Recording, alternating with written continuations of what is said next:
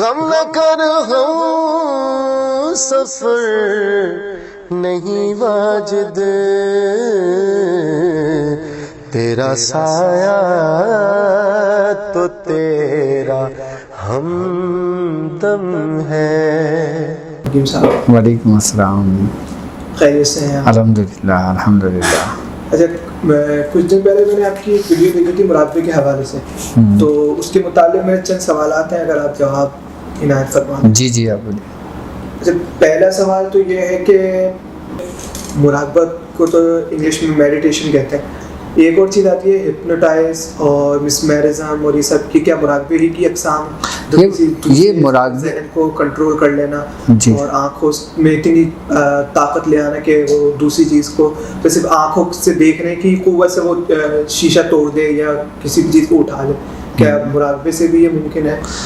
बेशक मुराकबा ही बुनियाद है, हिप्नोटिज्म की भी और मिसमैरिज्म की भी और टेलीपैथी की भी। सही सही है ना बस में। अच्छा, ये चीज़ें जो होती है ना, ये इंसान सब कुछ करता है अपनी कुव्वत इरादे से, यानी कि अपनी सोच से।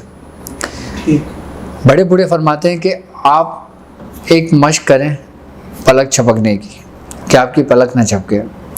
ठीक है, आप जब ये मशक करने शुरू करेंगे ना, तो जैसे आपने पलक नहीं झपकी, आप 30 सेकंड तक आपने बगैर पलक झपके आंखें रखी, उसके बाद फिर आपने मशक की टाइम बढ़ाया, आप 60 सेकंड तक चले गए, आप 1 मिनट तक चले गए, आपकी पलक नहीं झपकी, फिर आप 2 मिनट तक चले गए, आपकी पलक नहीं झपकी, फिर आप 3 मिनट तक चले गए, आपकी पलक नहीं झपकी। हमारे बुजुर्ग फरमाते हैं कि अगर आप इस तरतीब से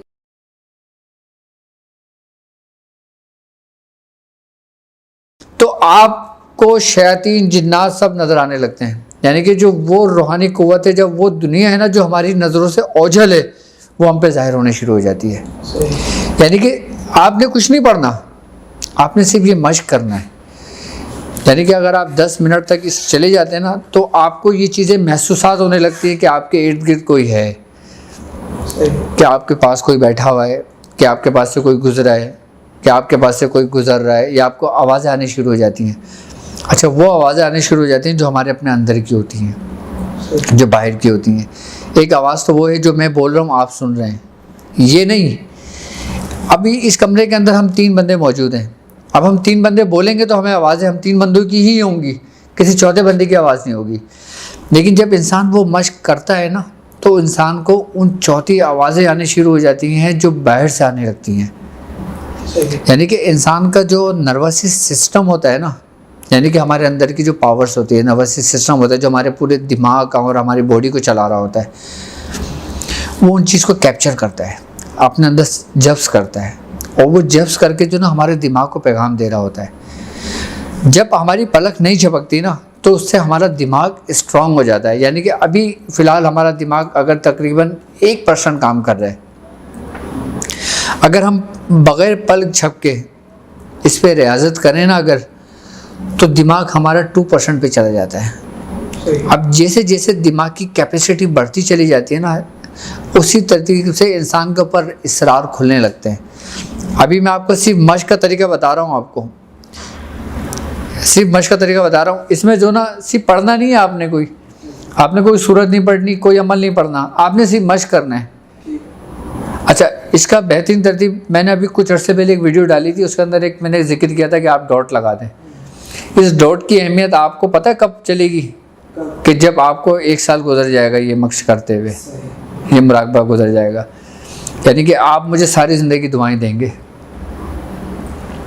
सिर्फ। अच्छा, मैं आपको एक बात बताऊं, आप मुझे ये बताएं, जो योगी होते हैं वो क्या कोई चिल्ला करते हैं? वो कोई पढ़ाइयाँ करते हैं? हिंदू होते हैं वो जब ज्ञान करते हैं तो क्या वो पढ़ाइयाँ करते हैं? जब वो ध्यान करते हैं तो क्या वो कोई अमलियात करते हैं? नहीं। मैं आपको एक बात बताऊं, हिंदू मज़हब के अंदर ध्यान पे जितना फोकस किया गया है ना, ध्यान के बारे में जितना ज्ञान दिया गया है, किसी और चीज़ पे नहीं दिया गया। यानी कि हिंदुओं के अंदर यहाँ तक इस हद तक है कि योगी जो होते हैं ना, जो जोगी होते हैं वो पहाड़ों पे चले जाते हैं, जंगलों में चले जाते हैं, और वो अपने आप को बैठ जाते हैं अच्छा, वहाँ पे उन्होंने कोई चिल्ला नहीं करना होता, वो सिर्फ ध्यान देते हैं। किस चीज़ के ऊपर, मैं आपको बताता हूँ। वो ध्यान देते हैं अपने अंदर पे।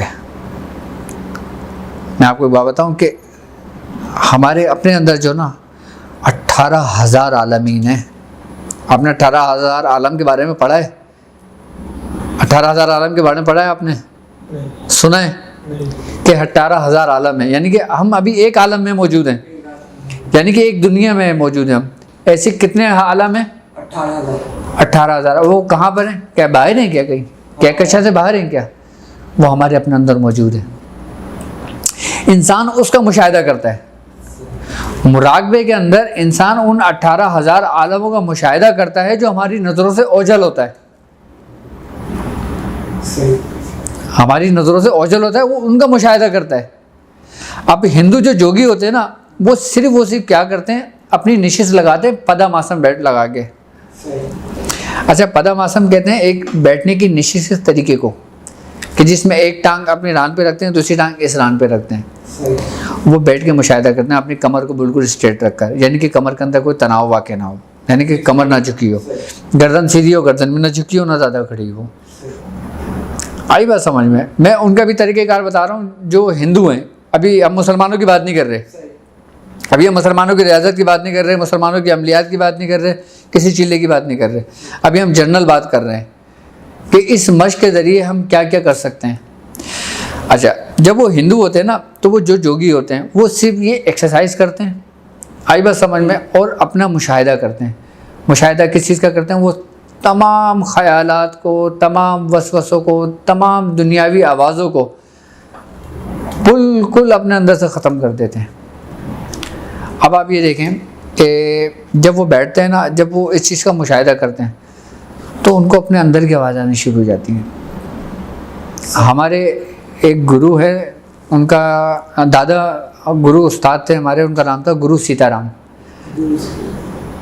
ठीक है, उन्होंने एक दफ़ा मेरे उस्ताद को, मेरे वालिद मोहतरम को बताया था, हमारे पीर मुर्शिद के मियाँ हुज़ूर को उन्होंने फरमाया कि मैं तुम्हें एक मश्क कराता हूँ, आपसे मेरी उस बात पे अमल करना और फिर आप अपने अंदर देखना कि क्या तब्दीली महसूस करते हो।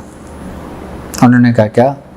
आपने फरमाया कि आप अपनी आँख को ऐसे बंद करें, अपने कान को बंद करें, कान ये देखिए, अंगूठे से आपने कान बंद किए, फिर आपने से आँख बंद की, फिर आपने से नाक बंद की, फिर आपने से मुंह बंद किया,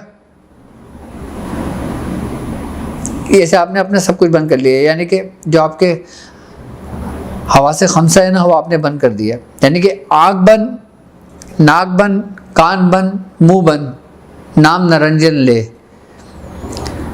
ये हिंदुओं का एक बड़ा मशहूर कौल है ये कि आँख बंद, नाक बंद, कान बंद, मुंह बंद, नाम निरंजन ले। अच्छा, निरंजन का मतलब होता है कि अल्लाह का नाम ले, यानी कि वो लोग अपने भगवान को कहते हैं कि नाम निरंजन ले, यानी कि सब कुछ बंद करने के बाद जो ना अपने रब का नाम ले जिसने तुझे पैदा किया है।